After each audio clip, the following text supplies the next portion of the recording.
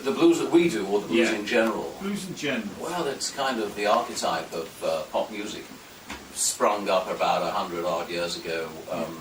On the left-hand side you have the blues, and on the right-hand side you have the jazz. Yeah. W.C. Handley, for example, wrote the first jazz song, the first tabulated jazz song, after hearing a fellow playing slide guitar, which I'll be doing shortly, at a station platform in Tutwiler, and I think that was in Mississippi. Right. And from that, he wrote St. Louis Blues, from what the man was playing. And so, back in the day, jazz and blues were real close together, but they went apart after the heyday of the great women jazz singers like Bessie Smith and Ma Rainey and Ida Cox and Clara Smith and all the rest of them. Their day was really the 20s. By the beginning of the 30s, they were pretty much out of it. And the blues then became very countrified.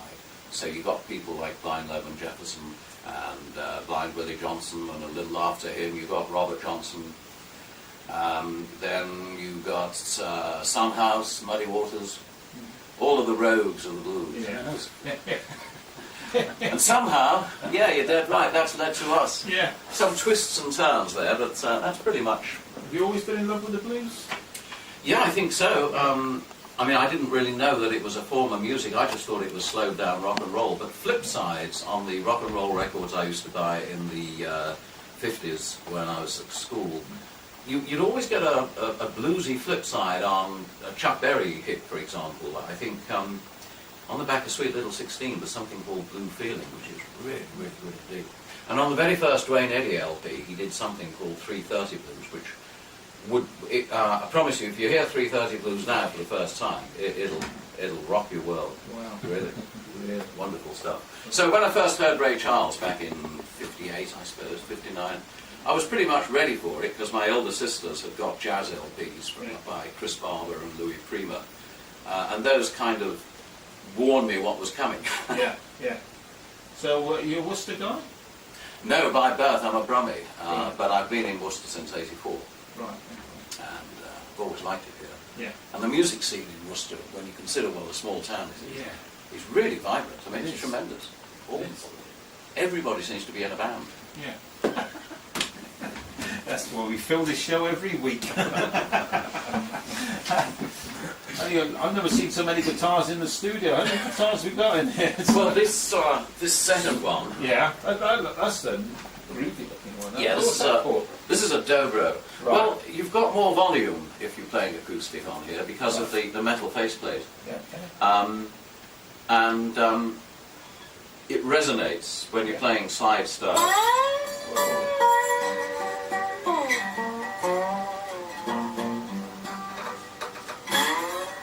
And that was the style, and I believe, although it's not been documented, I think that's the tuning that Tutwiler musician was in when W.C. Handley spotted him. Yeah. Because the most popular tuning in slide guitar is Spanish tuning. Well, you listen to what you get.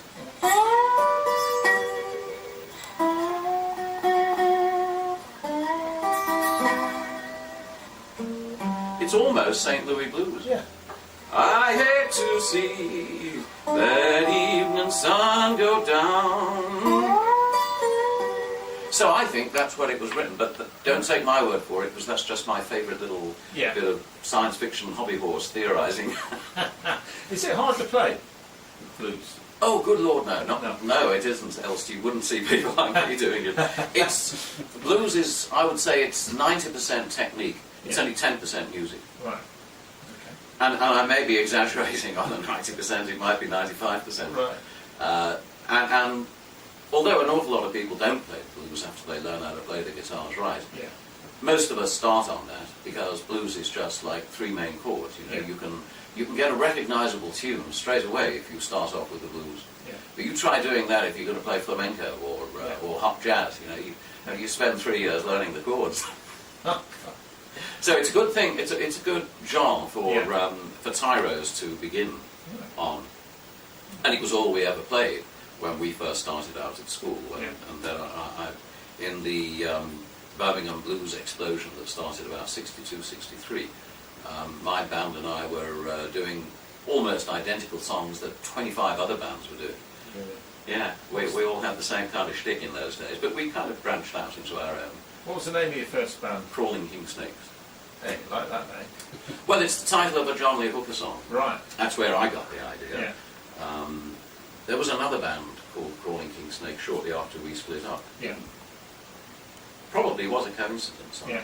I'm still in contact with my old band, but they don't think it was a coincidence at all. They think Robert Plant copied the idea from us, but it's never been documented. It's a state secret. Right, ready for another one? Well, I suppose so. I mean, we've come here, haven't we? Yeah, might as well. All right then. This is an Eric Bibb tune called "The Needed Time." Eric does a lot of devotional stuff, and I'm really not keen on, churchy music, but it's a very nice tune. So here we go.